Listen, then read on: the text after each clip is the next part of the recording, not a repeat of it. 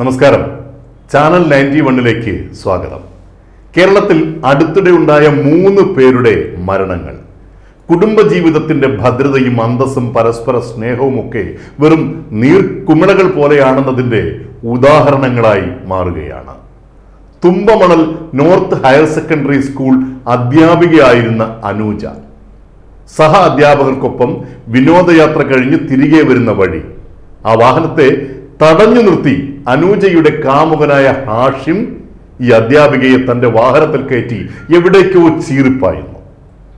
5 വർഷത്തെ തങ്ങളുടെ പ്രണയത്തിനിടയിൽ ഉണ്ടായ സ്വരച്ചേർച്ചകൾ ഈ വാഹനത്തിൽ വലിയ ഒരു വഴക്കായി രൂപപ്പെടുന്നു.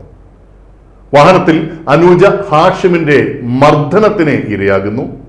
വാഹനത്തിന്റെ അമിത വേഗവും മർദ്ദനവും സഹിക്കവയ്യാതെ അനൂജ എന്ന അധ്യാപിക കാറിൽ നിന്ന് പല തവണ പുറത്തു ചാടാനായി ശ്രമിക്കുന്നു. ബലപ്രയോഗത്താൽ ഇത് തടഞ്ഞ് തന്റെ മുന്നിൽ അതിവേഗത്തിൽ പോകുന്ന ട്രക്കിന്റെ പിൻഭാഗത്തേക്ക് ഏറ്റവും അധികം വേഗതയിൽ ഹാഷിം കാറിടിപ്പിക്കുന്നു. രണ്ടുപേരും അതിദാരുണമായി ശരീരഭാഗങ്ങൾ ചിന്നിച്ചിതറി മരണത്തിന് കീഴടങ്ങുന്നു. ഇനി മറ്റൊരു കൊലപാതകം.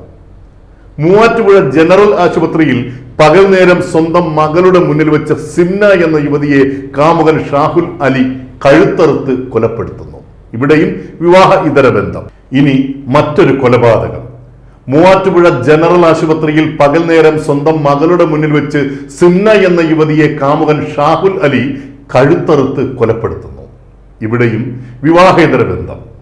ഇതിനെയൊക്കെ പ്രണയം എന്നൊരിക്കലും വിളിക്കുവാൻ നമുക്ക് സാധിക്കില്ല. കൊല്ലപ്പെട്ട സിംനയുടെ ഭർത്താവ് വിദേശത്ത് ജോലി ചെയ്യുന്ന ഷക്കീറാണ്. അയൽവാസിയായിരുന്ന ഷാഹുലുമായി സിംന അടുപ്പത്തിലായിരുന്നു. ഇവരുടെ ബന്ധത്തിലുണ്ടായ കശപിശകൾ വഴക്കായി അകൽച്ചയായി. സിംന ജോലി ചെയ്തിരുന്ന വസ്ത്രവ്യാപാര സ്ഥാപനത്തിലെത്തി ഷാഹുൽ വലിയ ബഹളം ഉണ്ടാക്കിയിരുന്നു. പലതവണ സിംനയെ സ്ഥിരമായി വിളിച്ചിരുന്ന ഷാഹുൽ അലിയുടെ ഫോൺ കോൾ ഇവർ എടുക്കാത്ത അവസ്ഥയിലാണ് ചികിത്സയിൽ കഴിഞ്ഞിരുന്ന സിംന പിതാവിന് ഉച്ചഭക്ഷണം നൽകാൻ മകൾക്കൊപ്പം ആശുപത്രിയിലെത്തിയപ്പോൾ ആയുധവുമായി അവിടെ പതിയിരുന്ന ഷാഹുൽ ബലപ്രയോഗത്താൽ സിംനയെ കീഴ്പ്പെടുത്തി കഴുത്ത് മുറിച്ച് കൊലപ്പെടുത്തിയത്. അക്രമത്തിൽ താഴെ വീണുപോയ ഈ സ്ത്രീയെ മകളുടെ മുന്നിൽ വെച്ച് നിരവധി തവണ വീണ്ടും വീണ്ടും കുത്തി. ഇവിടെ പ്രതികാരം ചെയ്തവരും മരണമടഞ്ഞവരും ഒക്കെ വിവാഹിതരാണ്. സാമ്പത്തിക പ്രയാസം ഇല്ലാത്തവരാണ്. ശരിയായ വിവാഹബന്ധത്തിൽ മക്കളുള്ളവരാണ്. വാഹനം ഇടിപ്പിച്ചു കൊന്ന അനൂജയിൽ നിന്നും കാമുകനായ ഹാഷിം ധാരാളം പണം കൈക്കലാക്കിയിട്ടുണ്ട്. എവിടെയാണ് കുടുംബ ജീവിതത്തിലെ ഇത്തരം താളപ്പിഴകൾ വഴിവിട്ട ബന്ധങ്ങളിലേക്ക് നീങ്ങുന്നത്?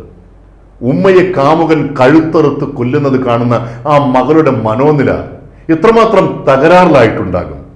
പ്രേമത്തിന്റെ പേരിൽ തന്റെ പണവും മാനവും കവർന്ന ശേഷം വണ്ടി ഇടിപ്പിച്ച് കൊല്ലാനുള്ള ഹാഷിം എന്ന ക്രൂരനിൽ നിന്നും ആ അധ്യാപികയ്ക്ക് എന്ത് ആനന്ദമാണ് ലഭിച്ചിട്ടുണ്ടാവുക?